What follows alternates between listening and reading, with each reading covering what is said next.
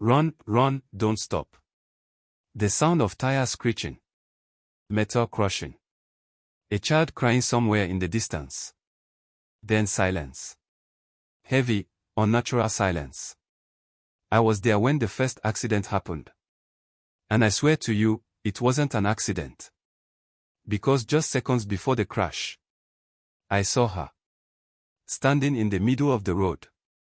Smiling. You think once a pastor falls, the church dies. No. That's the lie. That's how they keep it going. Because what happened after Pastor Daniel changed was worse than anything that came before. The church didn't collapse. It thrived. Attendance increased. Testimonies multiplied. Money flowed. From the outside, it became even more powerful. But inside, it became a slaughterhouse. At first, it was subtle. Pastor Daniel's sermons changed. Not drastically. Just enough. He stopped preaching about holiness. Stopped confronting sin. Stopped praying against anything. Instead, his messages became comfortable, controlled, calculated. God understands. Grace covers everything. Do not question spiritual authority. That last one. He repeated often. Too often. And the women? They were no longer hiding. They didn't need to. They moved freely now. Confident. Strategic. Always close to the altar. Always near him. Sometimes, finishing his sentences before he spoke. And no one noticed. Except those of us who had seen. And we learned quickly. Sin was dangerous. The first wave of destruction targeted the women in the church. Pregnancies. Healthy. Strong. Celebrated. Then suddenly. Nightmares. The same pattern every time. They would wake up screaming. Claiming they saw women in white standing around their bed. Singing. Dancing slowly. Calling the unborn child by name. Then within days. Miscarriage. Not one. Not two. Dozens. Doctors couldn't explain it. Tests came back normal. Everything looked fine. Until it wasn't. I remember one case clearly. A woman named Kemi. 7 months pregnant. Glowing. Happy. She testified in church about how God had blessed her after years of waiting. That was her mistake. Because that same week, during service, I saw the lead witch walk past her. Just brush her shoulder. No one noticed. But Kemi flinched. Like something cold had entered her body. That night, she started bleeding. By morning, the baby was gone. And the way Pastor Daniel handled it. That's when I knew he was completely gone. He didn't pray. Didn't question. He just said, God knows best. And moved on. Then came the men. Jobs started disappearing. Not gradually. Suddenly. Promotions reversed. Contracts cancelled. Businesses collapsing overnight. Men who had stable income for years began begging. One man, I knew him personally, Chinidu, owned a thriving electronics shop. 1 week, everything was fine. Next week, fire. No cause. No explanation. The shop burned completely. Insurance refused to pay. Said it was untraceable ignition. But I knew. Because the night before, he told me he had started asking questions about the church. Marriages didn't survive either. This was their most calculated work. Not loud. Not obvious. Just slow poisoning. Husbands started having dreams of unfamiliar women. Wives began feeling watched even in their own homes. Arguments increased. Small things became explosive. Suspicion grew. Infidelity, real or imagined, spread like infection. And always, always, there was a woman. Beautiful. Calm. Patient. Waiting. I saw it happen to a couple in my street. Peaceful marriage. 2 children. Stable. Until the husband joined our church. 3 months later. He changed. Started coming home late. Smelling like perfume that wasn't his wife's. Talking in his sleep. Calling names that didn't exist. The marriage collapsed within weeks. The wife left. And 2 Sundays later, I saw him in church. Sitting beside one of them. Holding her hand. Smiling. Like nothing had happened. That's how they operated. They didn't just destroy. They replaced.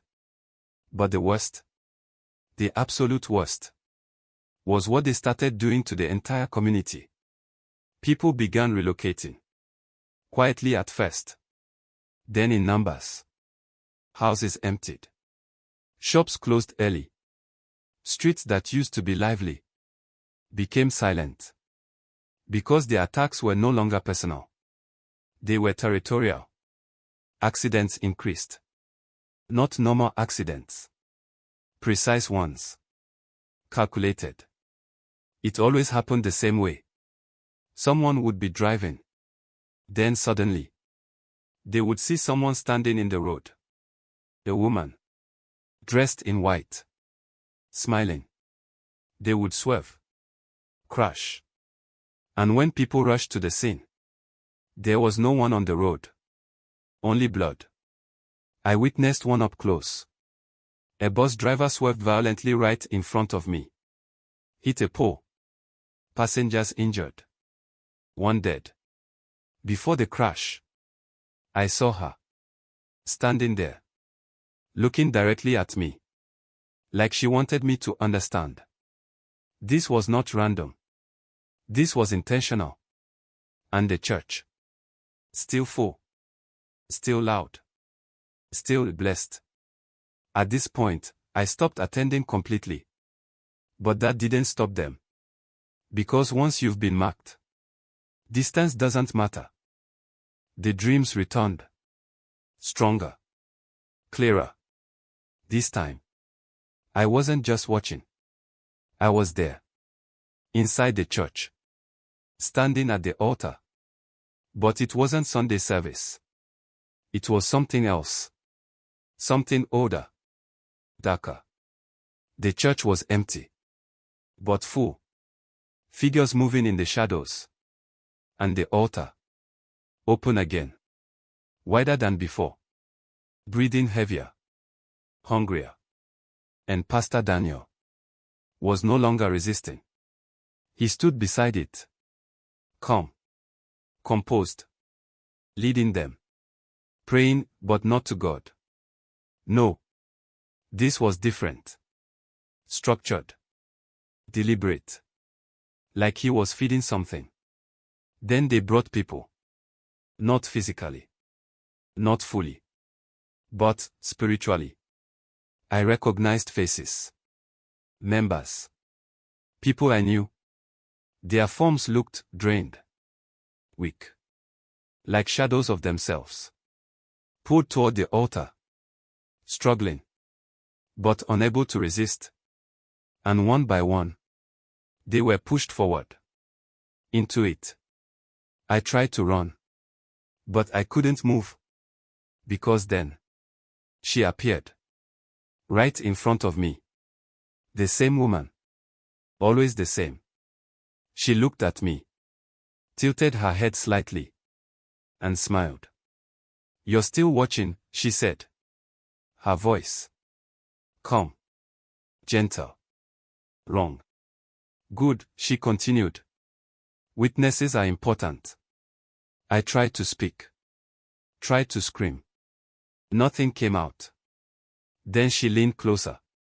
And whispered. "You haven't escaped," turned.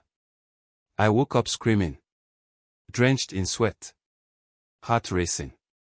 And that was the moment I understood something that still hasn't left me till now. Leaving the church. doesn't mean leaving the altar. Because whatever is inside that place, it doesn't need the building anymore. It spreads. Through people. Through influence. Through control. And now, Pastor Daniel is no longer just a victim. He is part of it. I still see him sometimes. On TV. Online. His ministry has grown.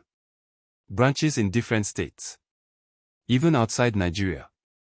People call him powerful. Anointed. Chosen. And every time I see him, there's something behind him. Not visible to everyone. But I see it. Watching. Waiting. Expanding.